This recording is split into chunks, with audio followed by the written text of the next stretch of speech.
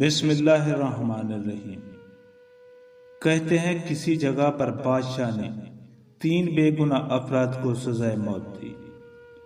بادشاہ کے حکم کی تعمیل میں ان تینوں کو پھانسی گھاٹ پر لے جایا گیا، جہاں ایک بہت بڑا لکڑی کا تختہ تھا جس کے ساتھ پتھروں سے بنا ایک مینار، اور مینار پر ایک بہت بڑا بھاری پتھر مضبوط رسے سے بندھا ہوا ایک چرخے پر جھول رہا تھا۔ رسے کو ایک طرف سے کھینچ کر جب چھوڑا جاتا تھا تو دوسری طرف بندھا ہوا پتھر زور سے نیچے گرتا اور نیچے آنے والی کسی بھی چیز کو کچل کر رکھ دیتا تھا۔ چنانچہ ان تینوں کو اس موت کے تختے کے ساتھ کھڑا کیا گیا۔ ان میں سے ایک عالم تھا، ایک وکیل تھا اور ایک فلسفی۔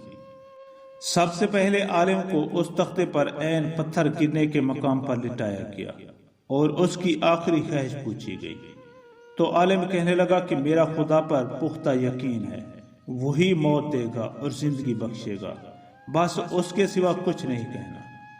اس کے بعد رسے کو جیسے ہی کھولا تو پتھر پوری قوت سے نیچے آیا اور عالم کے سر کے اوپر آ کر رک گیا۔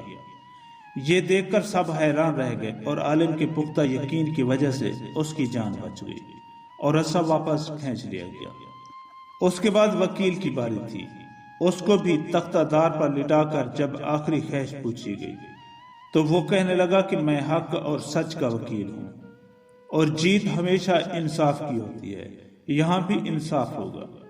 اس کے بعد رسے کو دوبارہ کھولا گیا، پھر پتھر پوری قوت سے نیچے آیا اور اس بار بھی وکیل کے سر پر پہنچ کر روک گیا۔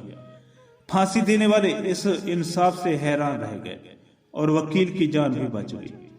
اس کے بعد فلسفی کی باری تھی۔